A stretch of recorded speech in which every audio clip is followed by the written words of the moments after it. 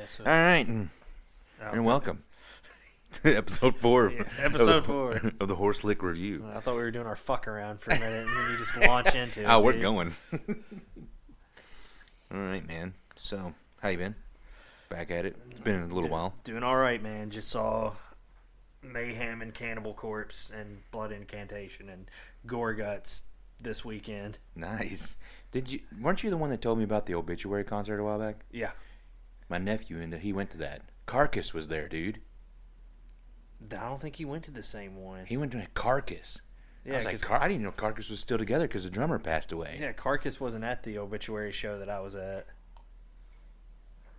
You know, he had a good time. It was probably awesome. He went to see Alice Cooper, too, and loved it.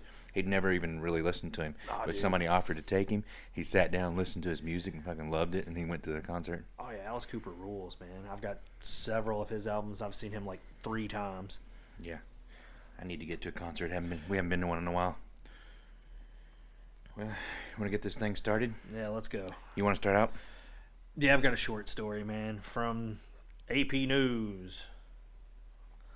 Hold on, they're trying to get me to sign up for their email address, and I don't want to. Nah. All right. U.S. Customs officials seize giraffe feces from... Jesus. Yep. U.S. Customs officials seize giraffe feces from woman at Minnesota airport. It's got a nice little picture here. I don't know why it has like a conch shell in this box of giraffe feces. And they're like little, they look like tennis ball size, but then I don't get it, man. It looks like a deceptive angle because they've got a Sharpie right by it. So it's like somebody tried to send it's like something when somebody tries to send a cockpit for perspective, but they take it at a deceiving angle because I doubt these balls of giraffe feces are supposed to be smaller than a Sharpie. Yeah, you wouldn't think. I mean, I guess they could shoot like giant rabbits. Maybe she rolled them up.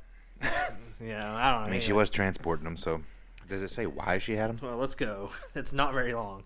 Federal customs agents poo-pooed the plans of an Iowa woman who wanted to make jewelry from giraffe feces she picked up on a trip to Kenya and brought back to the U.S. in her luggage. The woman declared the small box of feces when she was selected to have her belongings inspected upon arriving at the Minneapolis-St. Paul airport on September 29th, according to U.S. Customs and Border Protection. The woman who was not identified told officials she planned to use the waste to make a necklace, as she had done in the past with moose poop. What the fuck? Yeah, I don't know. And that is the end of that story. Yeah, well, not much to it, not much explanation, but, you know, I mean... No, but also, like, is there an industry of, like, animal poop necklaces Not or that I know of. I mean, there's a lot of weird shit out there, bro, so, I mean... Here's the Bullwinkle necklace. Yeah, like... Oh, hey there. I have shit in the box for you. Well, my first one comes from the New York Times, is where I got this. I'm sure many have reported on this, but my sources in New York Times here. And I'm sure you heard about you've heard this was going on for a while. Microsoft closes $69 billion deal, Activision deal, overcoming regulators' objections. They now own Activision Blizzard. I knew they were pursuing... Oh, yeah. No, I knew that happened, actually. Yeah. I was really kind of hoping they wouldn't, because I kind of agree. They are taking like a pretty big stranglehold on what do they have now? They have Bethesda, Activision. Oh, they have Bethesda now too. They own Bethesda. Jesus. They've spent like billions of dollars by Bethesda. Yes, they own everything pretty much. Sony was trying to get Bethesda? Really speaking out against what they were doing, which I can kind of understand, but. I mean, they're not yet a monopoly by any means, but they do have a shit ton of big companies under their umbrella now. Yeah, but like we were talking about with that could bite them in the ass because there's been a history, it seems, of like these bigger studios taking on smaller or bigger companies or bigger studios taking smaller studios, and then the quality of the games just dipping dramatically. You know? Yeah. And then it's like we talked about with, and we're probably not going to get into it this week either, but Larian with Baldur's Gate, and Baldur's Gate's been a fucking huge hit. You know what I mean? Yeah. but that's what people are expecting quality-wise now, and AAA games aren't delivering it. Yeah, but what's going to happen if, just theorizing, if they ever did, if Microsoft came to them and were like, we'll pay you this amount of millions of dollars. I mean, they're going to sell, dude. Well, yeah, they could buy it, but that's what I'm saying, though, is like they leave them alone and let them make their games?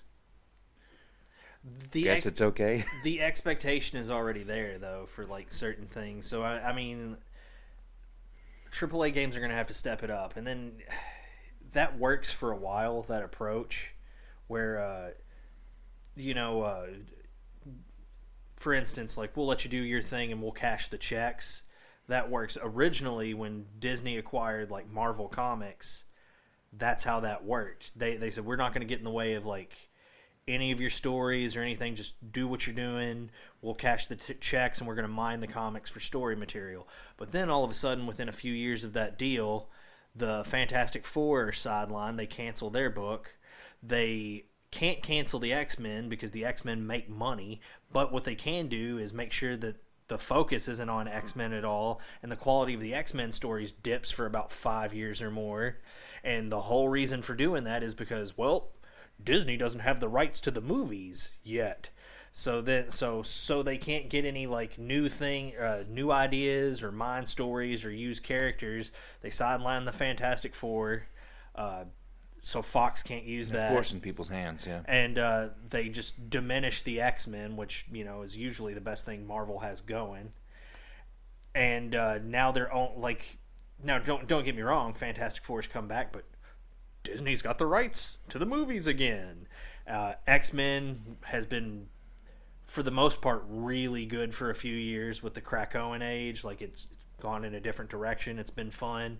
I mean, there's been some dips here and there, but they're focusing on it again. But it's all because now they've got the movie rights. Yeah.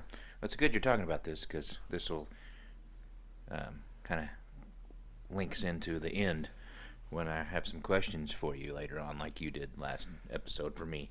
But here you go, real quick. Here's a list of just 20 companies that Microsoft now owns. All right. Video game companies.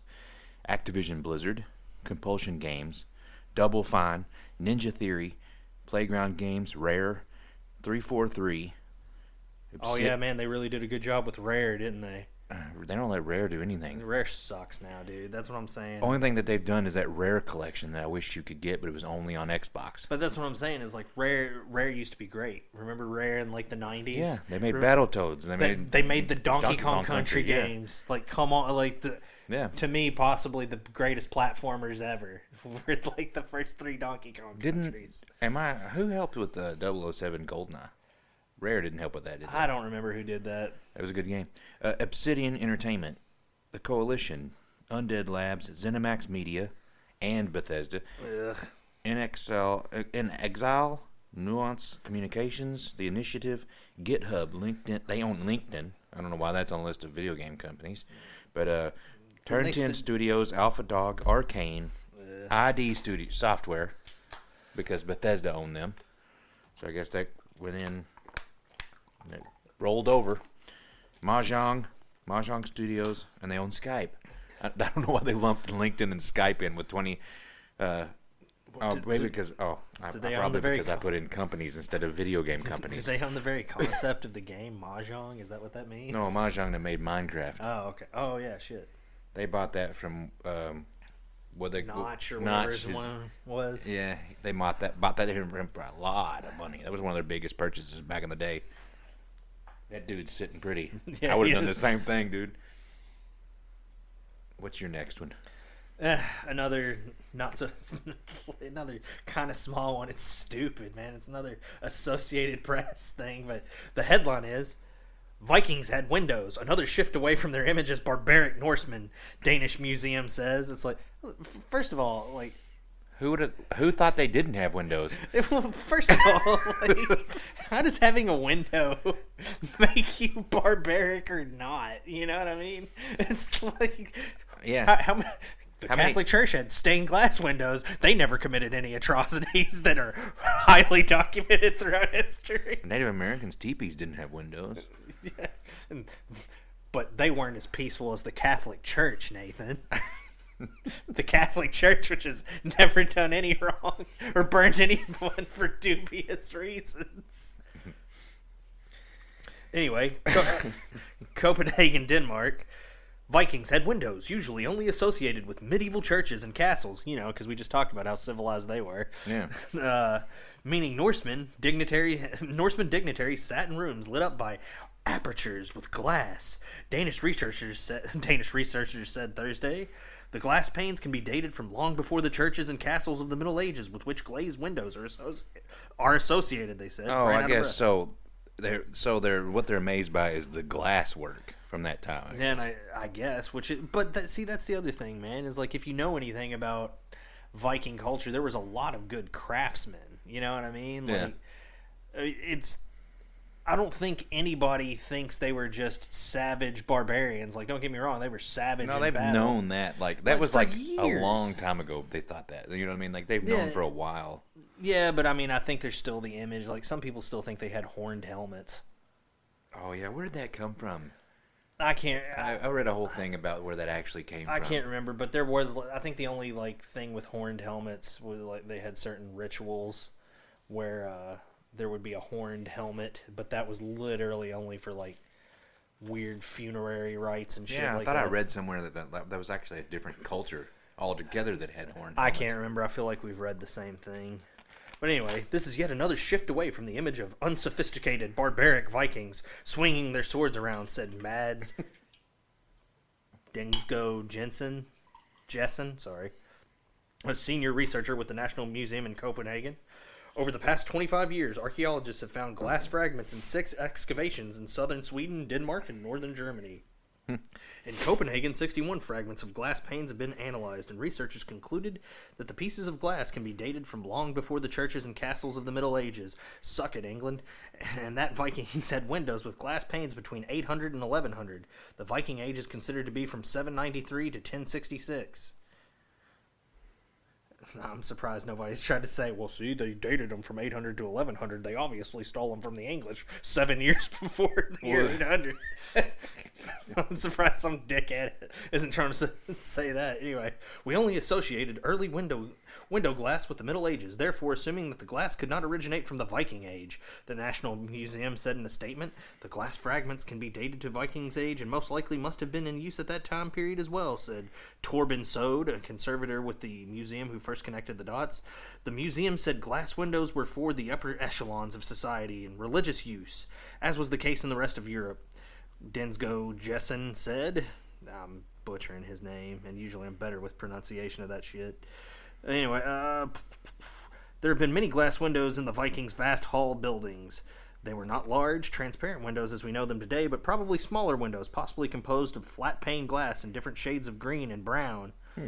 The idea, the green sounds cool. I don't know if I want to look through a fucking brown window and look, the world's shit. Anyway, the idea was not to be able to look out, but to create a colorful inflow of light into the building. Yes, beautiful brown light. I want everything just bathed in brown. Yeah. I want it to be like a mud butt. I want to be bathed. I want to be bathed in feet. Oh, the brown was probably in southern Germany. That's probably where all that fecal fetish shit came from. Figured it out. Solved that mystery. Anyway, the museum said it is most likely that the Vikings acquired the glass through trade. The Norsemen, known as Vikings, undertook large-scale raiding, colonizing, conquest, and trading throughout Europe. They also reached North America. What the fuck is this? Did a 7th grader write this? It's like you're getting the highlight blurb. Yeah, it was like so they're thinking they got it through trading. Yeah, but they didn't make it themselves. Yeah, again, let's which shit they on might them. have. They probably did. They could have acquired it through trade and then figured out how to do it. They may have learned how. Again, through the travel and trade, they probably picked up the craft. In fact, we are talking about a cultivated Viking elite with royal power that equaled that, for example, of Charlemagne, king of the Franks. This is something that is often omitted in the simplistic Hollywood portraits of Vikings, Dingsgo Jessen said, and that's about it on that. Well, to keep into the theme of Vikings and shit. Oh wow, you literally have a Viking poop story? Yeah. Hell yeah. Talking about giraffe shit and talking about Vikings. Oh fuck, I didn't realize both of my stories had. Well, I guess it didn't have poop. I guess I just got poop on the brain. Well, you got poop on the brain because the brown glass windows. But here we go, the largest fossilized human turd ever found. Hell Apparently yeah. came from a sick Viking. Hell yeah. Oh, wow, that's a big boy. This comes from Vintage News. That looks like the top of a shillelagh, dude.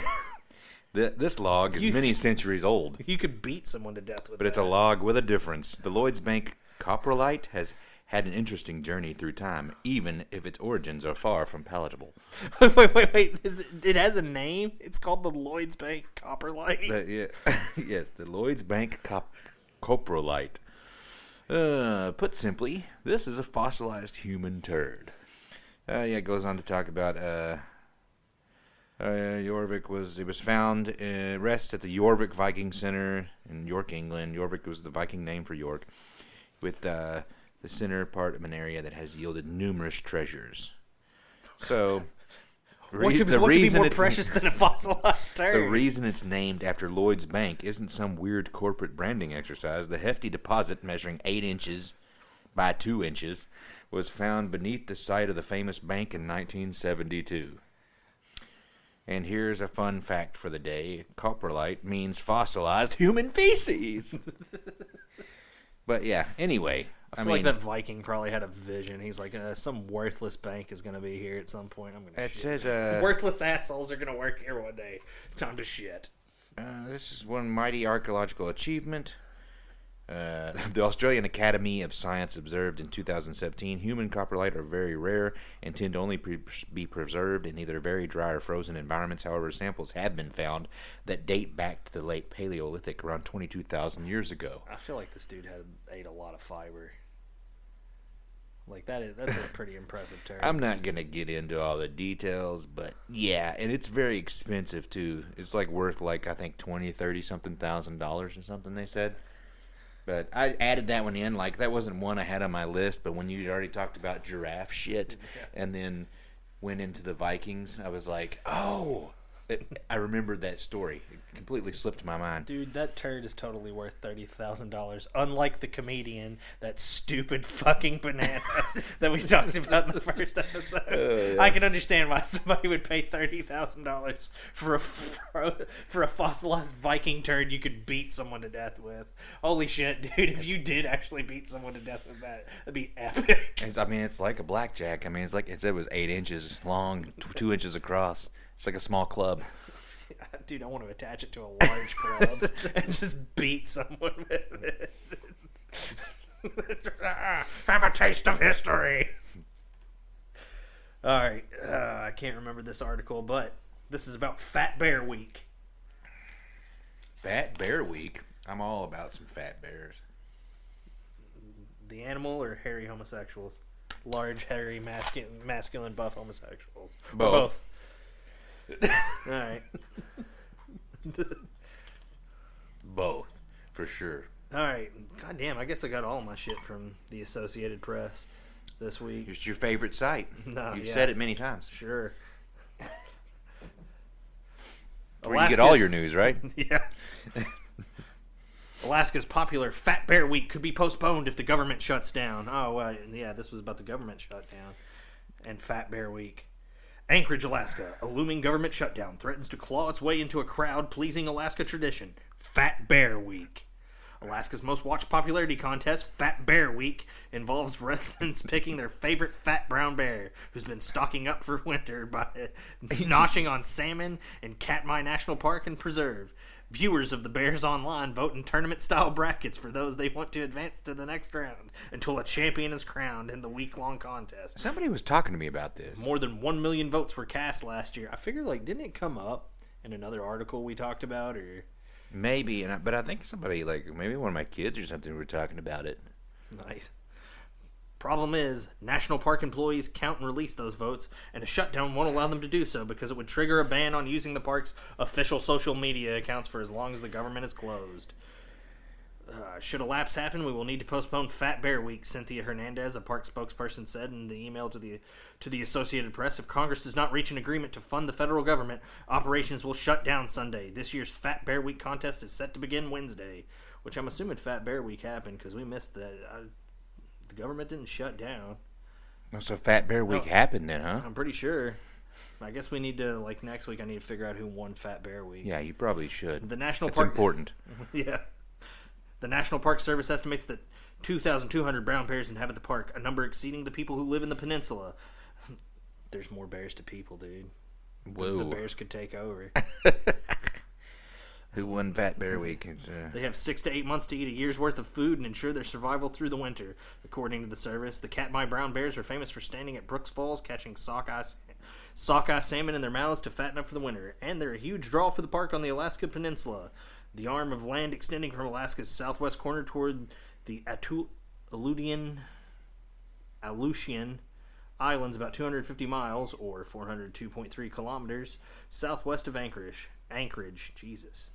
The spectacle draws so many visitors that 3 viewing stands have been erected near the falls, along with a bridge and boardwalk over the Brooks River to allow visitors to avoid the bears. Several cameras operated... They're exploiting these bears. They line them up and make them walk and, like, strut around and show off their bellies. And, like, they're, like, walking and rubbing. I'm tired of them sexualizing these bears for their own gain. All bears are beautiful. Like, all these fucking... lofty, unattainable bear beauty standards. This is ridiculous. Anyway, that's the end of that story. But, I mean, we can't talk about how bears are exploited. I bet they don't even give them any picnic baskets, dude. They probably don't. Not one. Okay. This comes from news.artnet. Clues on ancient documents suggest that Vlad the Impaler, the prince who inspired Count Dracula, may have shed tears of blood. And it goes on to talk about how, you know, he was notoriously ruthless, but we all know why he was ruthless. He was fighting the Turks. He had to scare people. He was at a disadvantage the whole time he ruled. I mean, come on. But anyway. Yeah, he's Romania's George Washington. Dude. Yeah. If you really look at it, he's, like, celebrated. I've said, like, a bunch that, I don't know, man, history's always skewed depending on the country you live in, and I don't know why like, don't get me wrong, he did some brutal shit, but, again, he's a hero to those people, and if you, like you were saying, if you look at why he did what he did, and he's not as bad as he's made out to be, just people still think he was just, like, an absolute psycho, or it's all fake, like, none of it's real, what they say he did. That's because we get, and well, he intentionally spread propaganda about himself too. Yeah. Also, yeah. So it's hard to separate that to scare. I'm pretty sure the people on Pikes was real though. Oh no, that for sure was. But like, I mean, he had all kinds of, like, cool tricks. He used to shoe his horses backwards, so when the enemy army would look for him, they'd go the opposite way. Yeah. Like, he was fucking slick, dude. Right. But it's just like him and another person who is demonized way too often is Genghis Khan or Chinggis Khan. Because, I mean, it's sort of the same thing. Like, you want to glorify the Romans, but the Romans, if you really look at it, were kind of pieces of shit. And, like, they, if you weren't Roman-born, you were a second-class citizen. Where with the Mongols, it was a fucking meritocracy. He didn't give a shit. If you could fight and you could ride and you were going to be loyal to him, you could have been from any nationality. It didn't matter, you know. Oh, you fire a bow better than my cousin. Fuck my cousin. All right. We want to watch a really good movie. We'll plug this real quick, and you know what I'm going to talk about. That's Mongol. Yeah, about Genghis Khan's rise to power. Yeah, when he great. unified the tribes of Mongolia, like right before and that's the other thing too. They never talk about who had the largest land empire. Wasn't Alexander the Great. Wasn't the fucking Romans. Oh, they give him his credit now. Yeah. Finally. Most things you read now, they bring him up. But it says, there's some reason they brought this up about, I guess because they've done a bunch of some chemical analysis on his DNA they have found from something. Yeah. But there's this, a 15th century papal legate Nicholas Madrasi described him as, this is quote in his writings, he was not very tall, but very stocky and strong, with a cruel and terrible appearance, a strong straight nose, distended nostrils, a thin and reddish face, in which the large, wide-open green eyes were framed by bushy black eyebrows, which made them appear threatening. That was his description of Vlad. How do you get all that from archaeology? Like, I know that he was stocky and strong. I can Oh, tell. no. This was writing of an actual man from 15th century that, I thought you met said an him. archaeologist. No. Anyway, they did. It says this sophisticated technique was used to remove samples of proteins and peptides from the letter's surface. Further testing was conducted. It's from his personal letters. Further testing was conducted on all molecules that were deemed to be of human origin. Although the researchers admitted that they cannot be completely sure, these were left by Vlad III himself. The primary insights offered by this new evidence was that the prince likely suffered from various medical afflictions. It appears that he had a respiratory tract infection, but more surprisingly, on one letter from 1475 CE was also covered in proteins related to the retina. The retina. Sorry, retina. That indicated Vlad III may have shed tears partially composed of blood. Hemolacria is the name of the condition, caused by either an infection like bacterial conjunctivitis or some kind of injury or other environmental damage. He very well could have had an injury from fucking battle. You know what I mean? Because it wouldn't. Didn't they say he was like one of those? He fought. Oh yeah, he fought alongside his soldiers and shit. Yeah. So I just thought that was pretty fucking interesting. I don't even think anything about Vlad. You don't hear much about Vlad these days. No. Like nothing new coming up, at least. You know what I mean? Like. Nah, you hear more. You hear about Dracula, but you don't hear about Vlad Tepes or Tepesh or however you pronounce his last name. Yeah. All right. Well, I mean, I mispronounced retina, so. What's up? What's next? Give it to me, babe. My last one is... God, fuck, for real. I guess they all did come from the Associated Press. A Danish artist who submitted empty frames as artwork is appealing court ruling to repay the cash. Copenhagen, Denmark. A Danish artist who was given a pile of cash by a museum in northern Denmark to create a piece for its exhibition on labor conditions 2 years ago submitted two empty canvases titled "Take the Money and Run." The exhibit caused a stir. A Danish court ruled last week that Jens Honning has to repay 492,549 kroner, which is $69,894, to Kunsten Museum in Aalborg for having violated his contract. His lawyer, Peter Schoening, said Wednesday that the contemporary artist is appealing the ruling and declined further comment. The museum had commissioned Honning in 2021 to recreate two of his earlier pieces featuring banknotes attached to canvases representing the average annual wage in Denmark and Austria. Instead, he submitted two empty canvases for the exhibition entitled "Work It Out," said the artwork represented his current work situation and kept the money.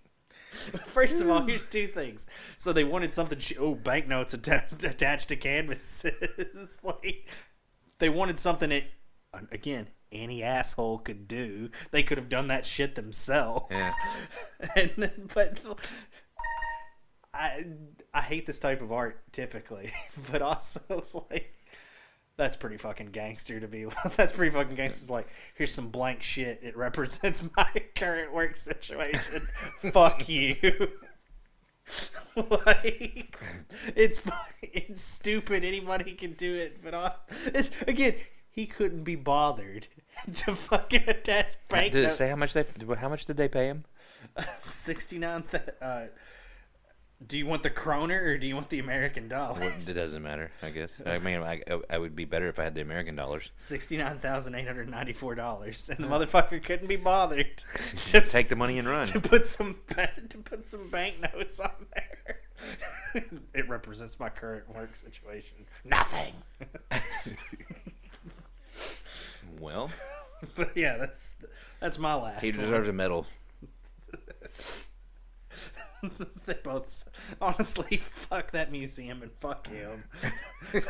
But fuck him less than that museum.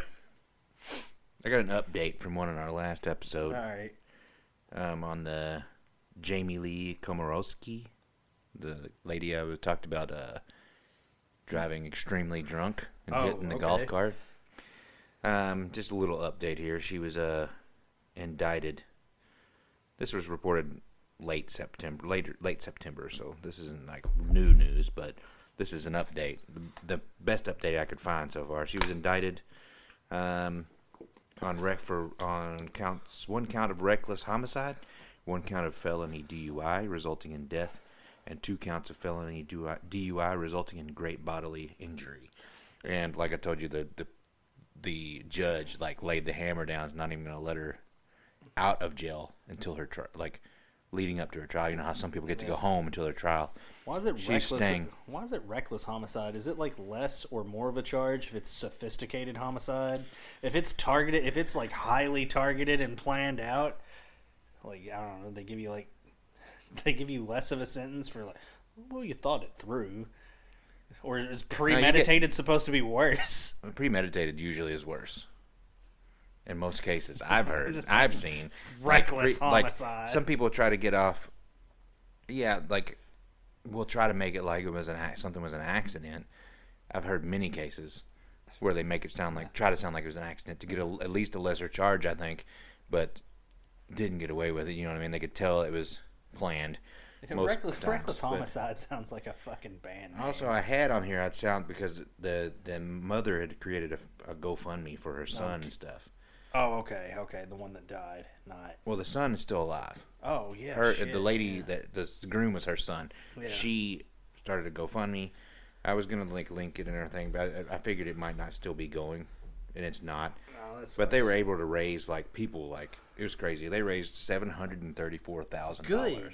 That guy deserves every bit of it and more. He has brain damage and a brain injury. Yeah. Had a couple more before I go into my questions for you. All right. Okay, this was just sad to me, and it was like, this is on NPR News. 104-year-old woman dies before Guinness can confirm her record as oldest skydiver. Aww. Yeah. She died a little more than a week after she potentially broke the world record for the oldest skydiver. Dorothy Hoffner jumped 13,500 feet from a plane with Skydive Chicago in Ottawa, Illinois. On August 1st, she likely died in her sleep Monday at Brookdale Senior Living, the center said. I mean, so couldn't she still potentially get the record? But it would be posthumous. Was the oldest person to have.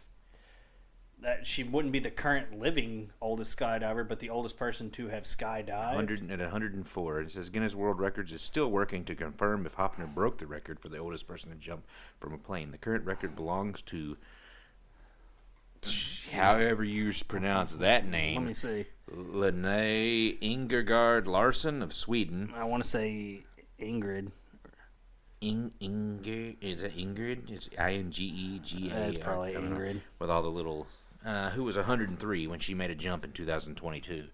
The Associated Press reported. Oh, no. What is up with this? Is this some kind of conspiracy? Well, a lot of people get... Are you trying to pull me into your cult of the Associated the AP Press? pretty much disseminates a bunch of shit. I just went directly to the AP's website, I guess. But anyway, I thought that was a sad story. And then I'll leave with the all... Wait. Oh no, sorry. I have a couple more. They'll be short, though. They're just interesting. Okay, so this is also from NPR. Apparently, there's a funeral home. It's one of those funeral homes that offer natural burial, where they use no embalming. They just dig a hole and chuck you. They bury you in a completely biodegradable wooden box. Okay. Well, this funeral home in Colorado was supposed to be one of those, but nearly 200 bodies recovered from a Colorado funeral home accused of improper storage. So, well, and if it's natural, isn't it? Isn't that proper? Well, at least 189 dead and decaying bodies were recovered from the Return to Nature funeral home in Colorado this week. Well, we put them in hefty bags. That's roughly 75 more than police originally believed to be on site when they began investigating the facility this month. Police first searched the funeral home, located roughly 30 miles south of Colorado Springs in a town of Penrose, on October 3rd after receiving a report of strong odors coming from the building.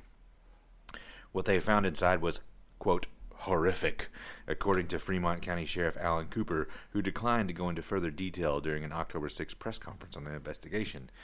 According to its website, Return to Nature offers green and natural burial services, which allows bodies to decompose underground without the use of metal caskets or chemicals. The practice is legal in the state of Colorado, but the law requires bodies that are not embalmed to be refrigerated within 24 hours of death. So apparently they were just charging people to bury these bodies. And I guess they were just fucking throwing them in the back room and be like, fuck the work. Well, you can't be more natural than letting them decompose On top of each other. Yeah, like, I mean, in a closet. Yeah, feels pretty natural, except for the closet part. I feel sorry for these families, though, man. Like, they got to go in and identify these rotting bodies and see if their family member was one that wasn't buried properly. Yeah. I mean, you probably have to, right? I mean, I guess. Yeah. And then, last story before I get to your questions is it's an NPR article, which I guess I'm an NPR shill.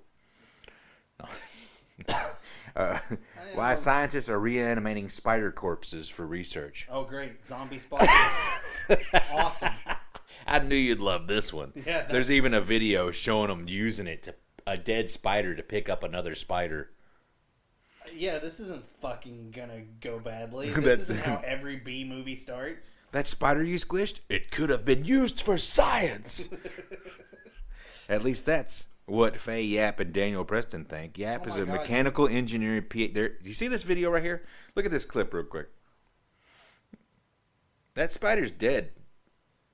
What if they irradiate one of them, and then the zombie spider bites some sort of nerd, and then we get a Peter Parker with the power of, with the strength of a proportionate strength of a spider and the undead.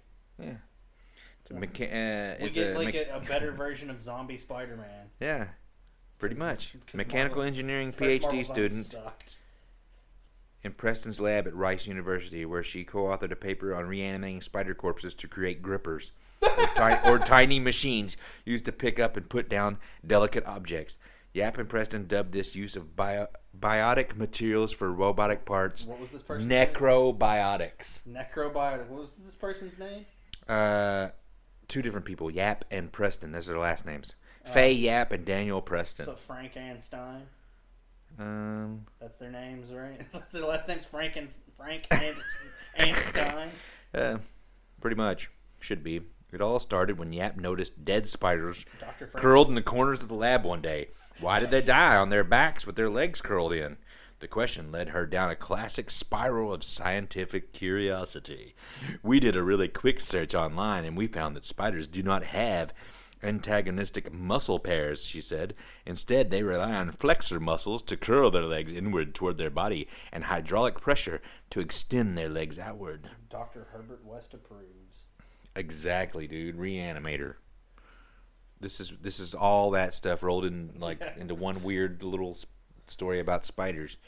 Since Preston's lab focuses on soft robotics, they saw the spider biology as inspiration for a pneumatic gripper or claw-like device. But instead of a classic metal claw, they used something much spookier: a spider corpse. Like, I'm not gonna lie, if I could get a little grabber, it'd just be I'd buy it. I mean, which also means I'm gonna be the first to. I'm terrified of it, but at the same time, yeah, I'd use one. You're terrified and titillated. Mm-hmm. Indeed. So anybody wants to check that out further and see the video of the little spider gripping the other dead spider and lifting it up. What's that line from Godzilla about Blue? History shows again and again how nature points out the folly of man. Mm-hmm. That's what's... Blue Arts are cult, man. They were prophets. That's where that's heading. Mankind undone by reanimated spider corpses. Okay, well, you ready to get into these questions? Sure. Okay. What hath science wrought? Last week, or not last week, last episode, it was weeks ago, you asked me the questions about the, fantasy and wizards and elves and dwarves and whatnot. So this week, I'm going to, for those who do listen, no. Jake will probably say he's not, but I've always considered Jake pretty much like, especially in the realm of Marvel, like almost like an encyclopedia on fucking comic book knowledge. DC as well, but Marvel more so, I think. So I have Marvel comic-based questions, and I tried to get some obscure shit just to play, to have a little fun game with you. Oh fuck! And, I'll probably if it's the first one is, and these I learned a little about them. I know they're from Earth 616, which is the main universe in Marvel. But I was just gonna ask you, who was your favorite member of the Harvesters? This is the most ridiculous team I could have found. Give me some of the people who are on the Harvesters again. Oh, okay. Here's a list of some of the members.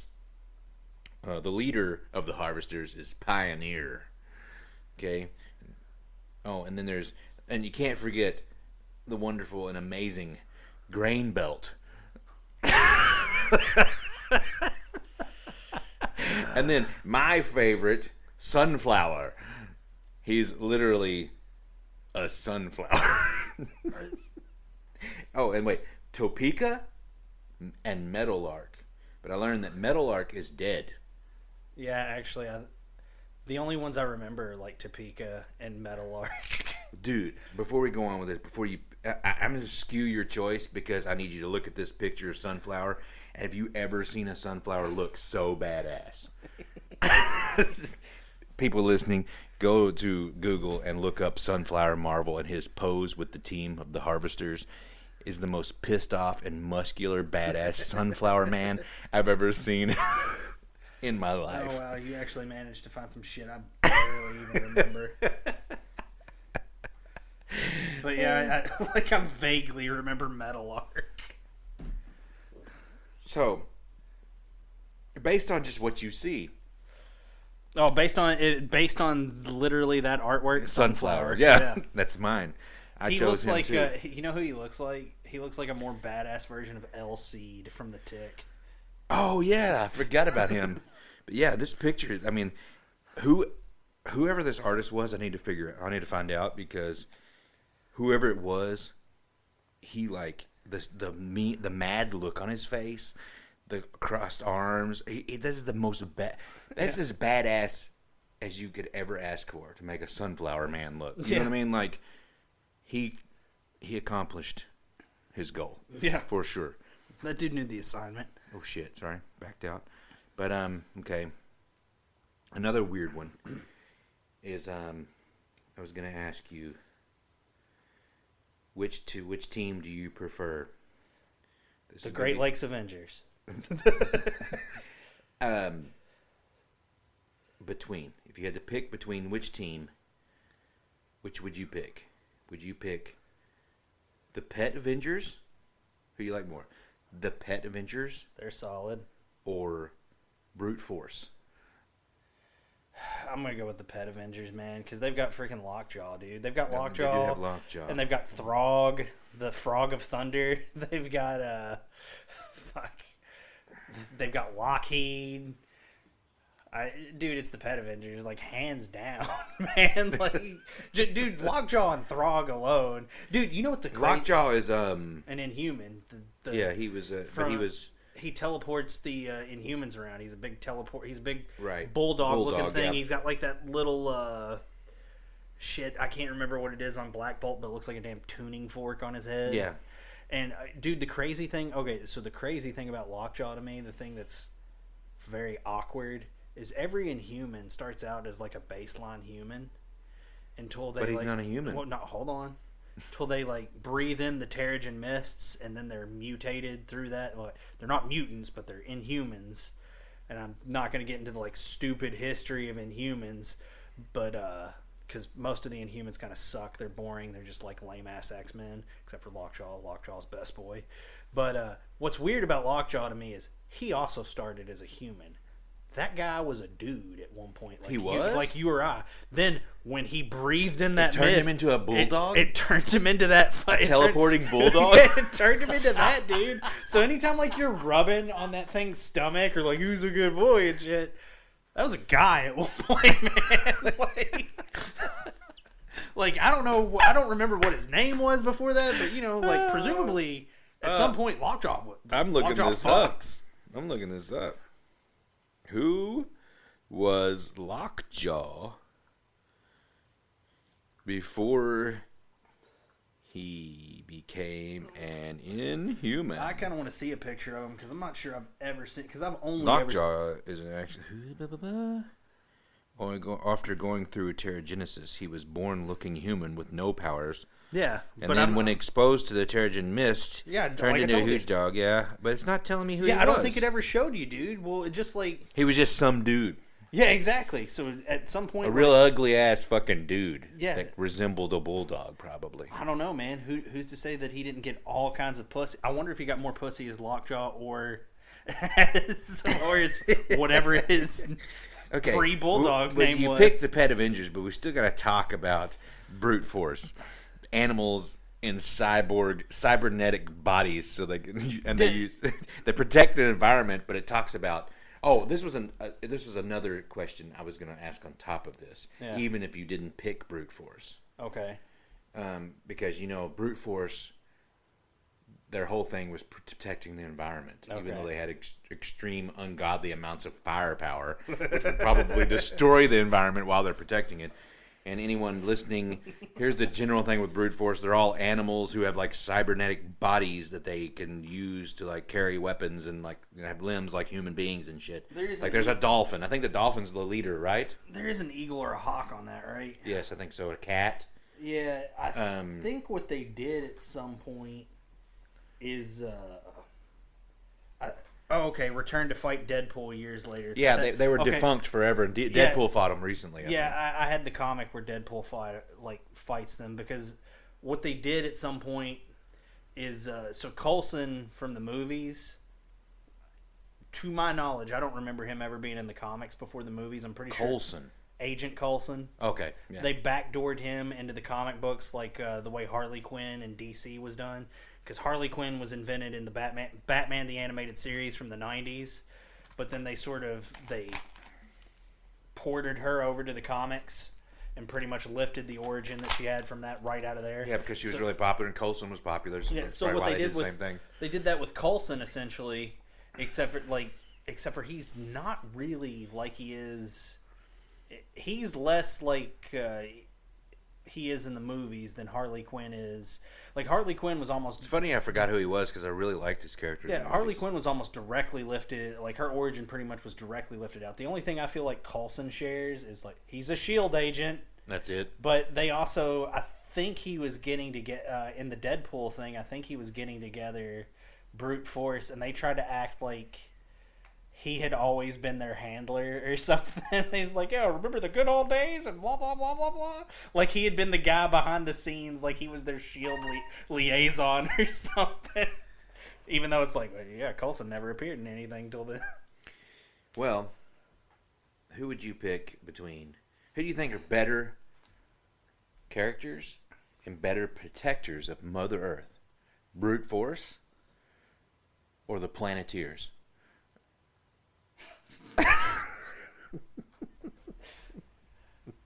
Oh man! And who would you pick?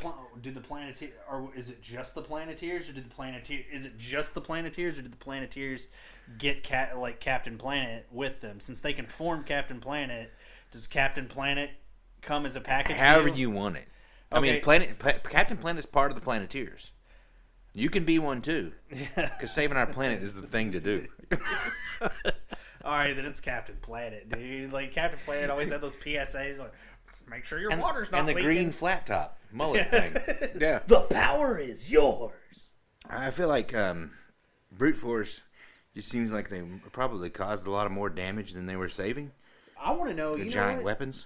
Thinking about Captain Planet, dude. How did he get his like flat top mullet to stay up like that? Did Captain Planet use a lot of fucked up product? Was Captain Planet a hypocrite? He probably used kelp or, kelp milk or the ejaculate of what's his face's monkey. Yeah, or yeah, like blue whale semen or something. Like all right, something natural. Good, as long as he's not a hypocrite. Egg white from an egg that was already cracked. I thought we already said egg white from that monkey. Okay, my last question is more serious. Which we know that like Marvel has done a few crossovers with DC, and there were some really weird ones. Like I remember the biggest one. It was like JLA Avengers crossover, which was really cool. That was actually really good. At the end, Superman was like deemed worthy of picking up Thor's hammer when he tried to pick it up earlier in the story and couldn't pick it up. Well, he couldn't pick it up later because like what it was is was it later? Well, yeah. So when they all start teaming up, so there was a few decent moments. When they first meet and they're fighting, like Thor gets the better of Superman. He like smacks him with his hammer, and you hear Superman talking about it later, like that was the worst pain I've ever felt. Blah blah blah blah blah. And then they fight again. Superman beelines for Thor, knocks the piss out of Thor. And this is when they both thought each one was villains before. Yeah, because they were being set up by crossed like over the Grandmaster and Krona or whatever. And then, but after he takes out Superman, Iron Man and Hercules get pissed off. They're like, you don't do that, not to him. And they start, ganging up on Superman. So they left like the Thor Superman fight sort of nebulous, but when they team up, they've got Captain America like coordinating the assault on the like. I'm not going to get into it. Like the story's weird. It's cool. Yeah, but Thor ends up getting taken out. But yeah, they team up. They've got.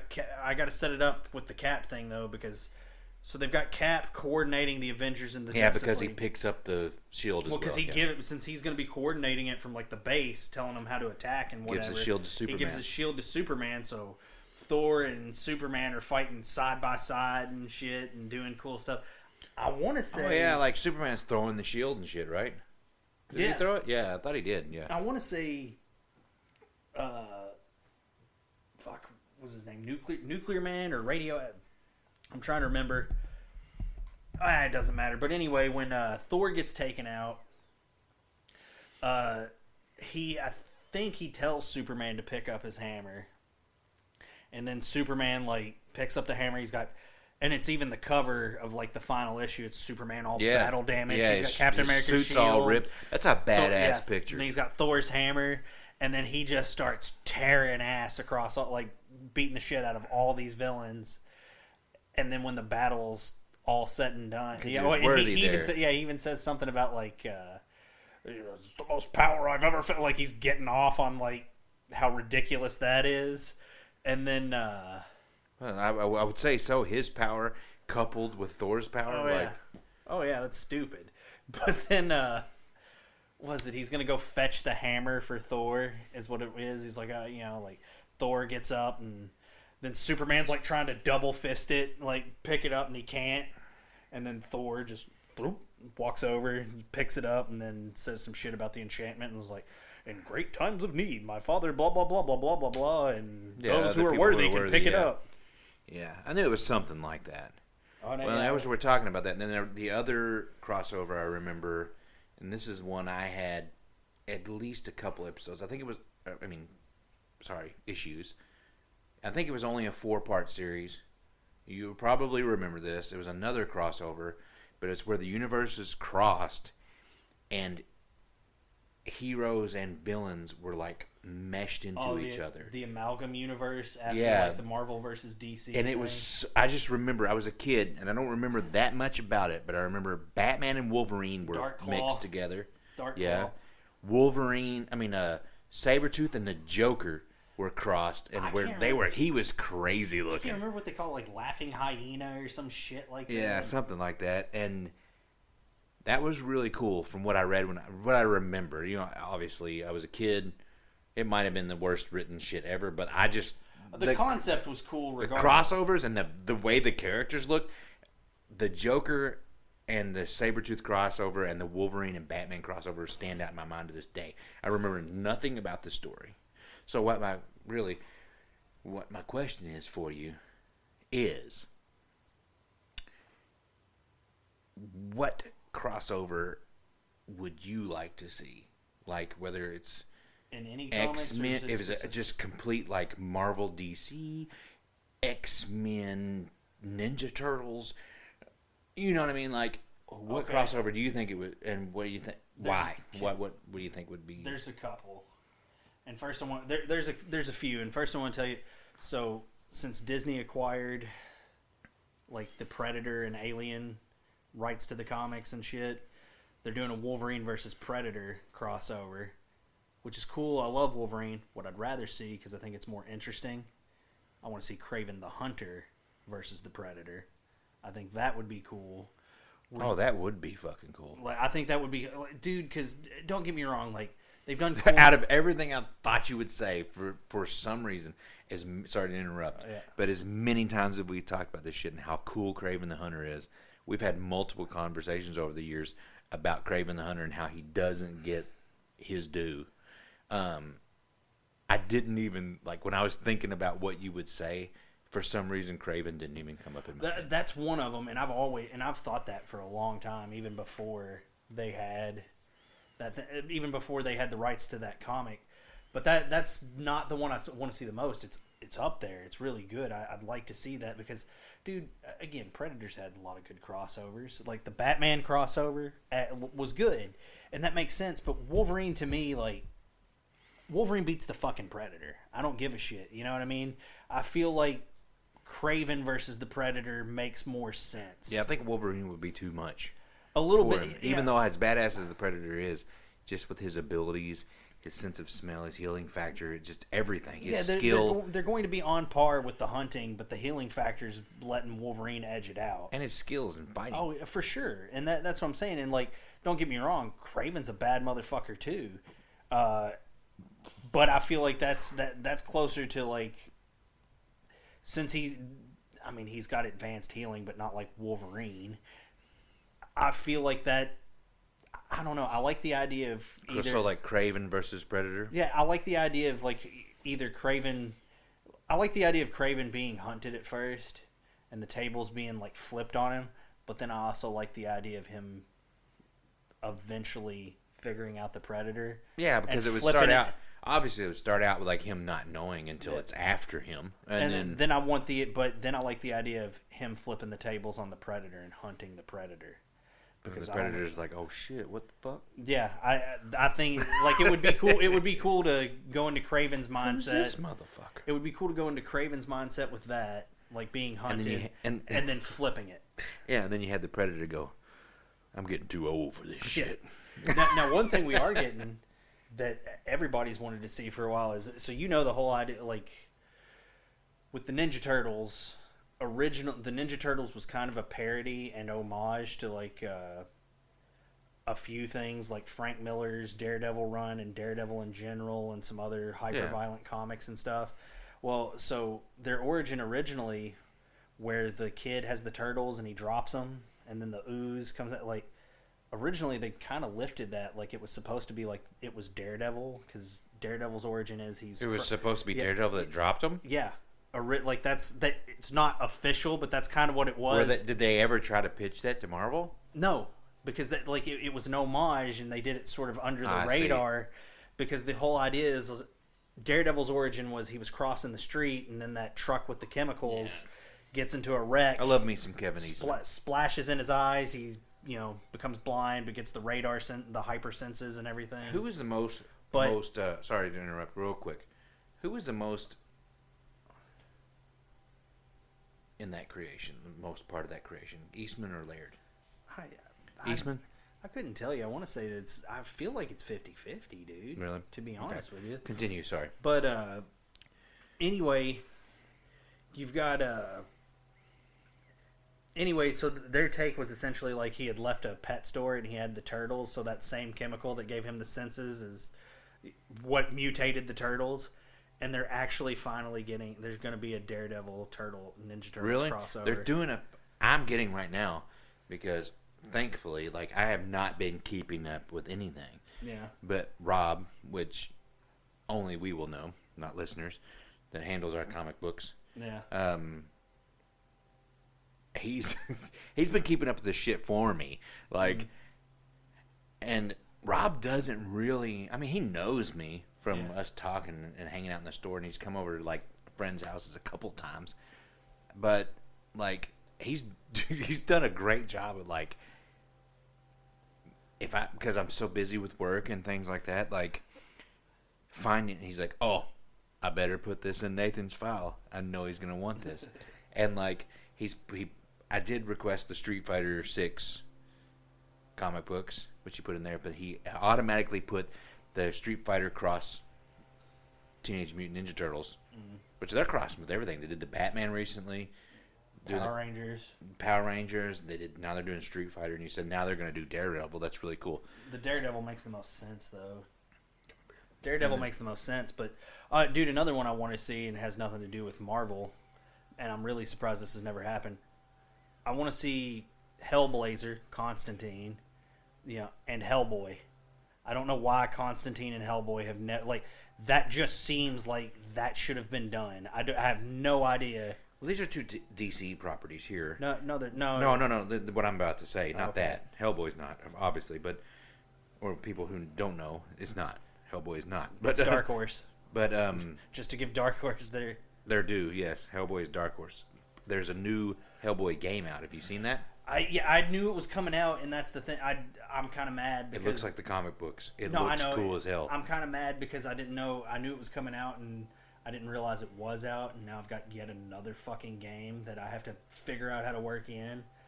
Because I'm still balls deep in Baldur's Gate 3, and then I've still got Zelda to do. I've got Spider-Man 2 after that. Right. And then I got to fit Hellboy in now. So have they done a fucking Hellblazer Etrigan crossover? They've crossed paths. Okay. So we're at a little over an hour, so I'm going to ask this one big question for you. Oh, dude, and I can out of the crossover more stuff. crossovers. I've but got this plenty is that I'd like to see. a specific. If you could see any crossover with X-Men, who would you put it with? Fuck, you got to give me Vamp for me because I got to think. Vamp for me because I've really got to think on what I would like to see. What I'd like to see the X-Men go after or do. A crossover, whether it's a team up, whether it's in the vein of like Avengers, JLA, where they encounter each other for whatever reason, pulls them together. Just like how they did DC Mortal Kombat. Like, whether it's like that or crossover. I mean, I don't think there's anything probably left in Marvel of any circumstance that the X-Men have not been involved with, but other comic book company wise, who would you like to see that would fit well, mesh with the team, and you think because I'm just going to say here, like, the ideas you've had over the years for stories, and you need to be at least a pitch man for fucking Marvel Comics. Like, it's an atrocity that you, in my opinion, that you don't have a job for them pitching ideas, even if you're not writing the entire thing, pitching ideas for people to build off of, because you have had some of the best ideas ever, in my opinion. I tell you, I don't think there's nothing I can think of offhand with like that would be super compelling. That's just the team, versus something. But one that just crossed my mind that might be neat is Nightcrawler and Nightwing, due to like the circus backgrounds. Name similarities. Well, yeah, everything. I mean, it's even the name similarities. Well, you know what I mean? Like, and there's things about it as like Nightcrawler's sort of like a ladies' man. Nightwing is also very much like a ladies' man. Well, I mean, Nightcrawler's got to be a ladies' man. He has 2 dicks, right? Yeah, supposedly, yes. Not completely confirmed, but heavily alluded to. Yeah. But he's like one of those guys in those weird pornos I used to watch. But I think that would be good. I think you could do a lot with it. They're a little more similar than you might think. Another thing, honestly, that hasn't been done a lot that kind of kills me is I'm surprised Nightcrawler and Daredevil haven't had a lot of interaction. I can't think of much at all because they're both like heavily Catholic. You know, like that's a big part of Daredevil's character.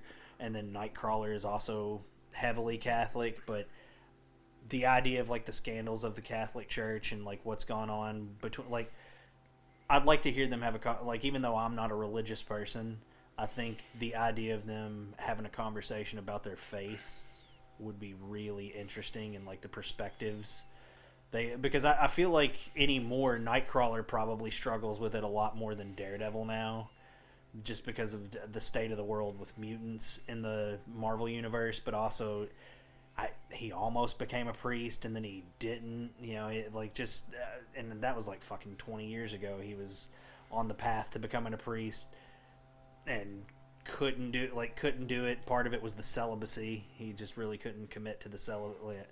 That was part of it. But then I don't know. That the other thing too is he recently, with the Krakoan era, like, he still has faith in God. I'm sure he's still probably a Christian, but he was trying to create a religion for the island of Krakoa because they weren't able to do enough with it, but the X-Men had discovered a way essentially to combine like mutant powers and Cerebro to essentially defeat death. When they died, they had resurrection protocols. They could bring your body back and then upload your consciousness to it, which for Nightcrawler raised a lot of heavy philosophical questions. Right. And so that was the other thing too. When he actually, see, there's a lot to do with that character. When he was actually resurrected pre the Krakoan era, he had gone to heaven, but he never really like went into heaven proper. He just sort of sat on the outskirts for some, and that was semi. So that shows heaven exists in the Marvel universe. Well, pretty much all religions are true in the Marvel universe. Exactly. Yes, Hercules and But, Thor, which Thor is more like an alien. No, Norse god. That alien bullshit is just MCU fucking crap. They've played with that occasionally. Well, that's what's confused me, because I read like the fucking the what was the one with what's his name, the God Slayer killer. Yeah. Well, that's what like, but then like the movies made him out like he was an alien at first, because I think they were trying to appease.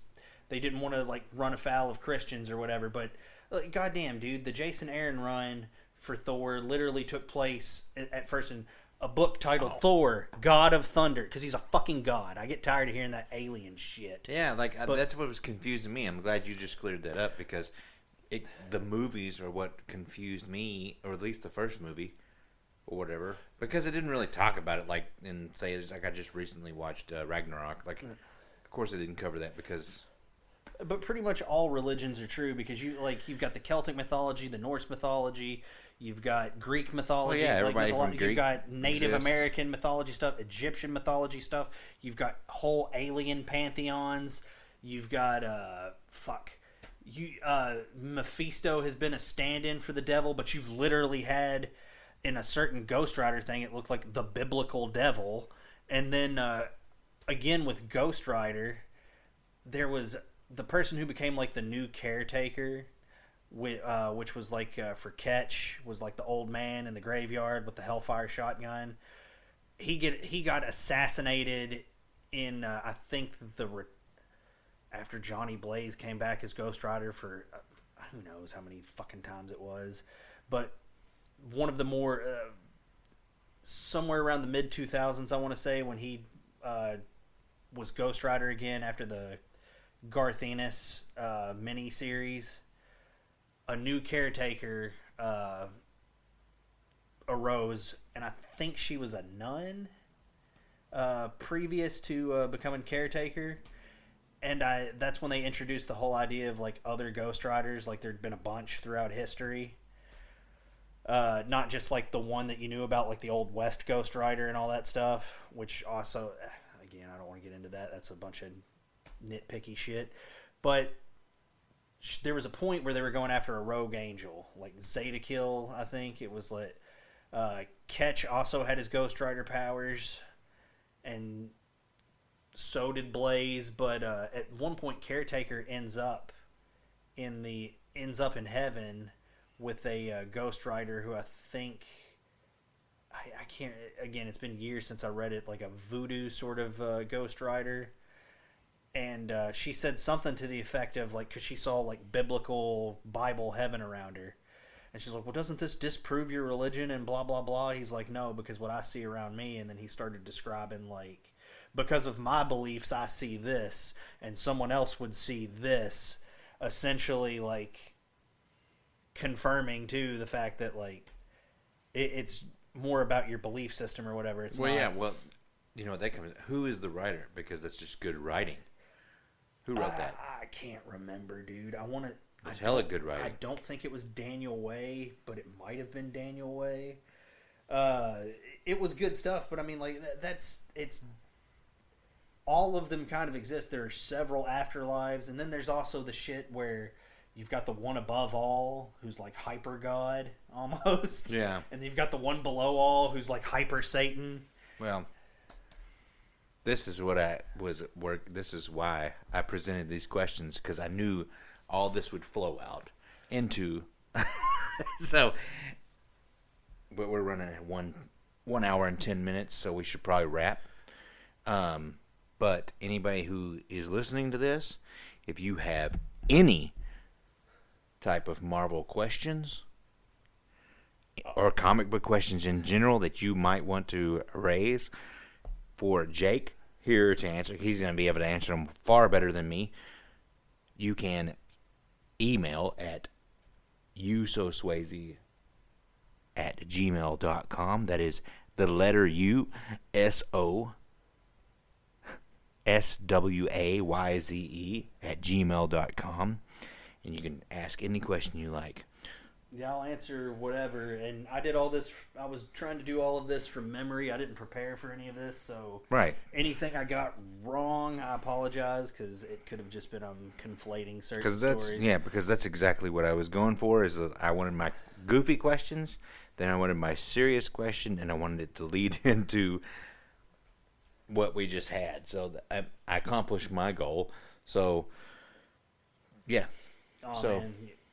One time, at some point, you need to ask me the way I think they should have brought Wolverine back after they did the death of Wolverine and brought him back with those stupid hot claws for a while. Yeah, I had an idea of a way to bring him back, and they should have fucking done it. Well, we might end the next episode with that. We'll figure it out.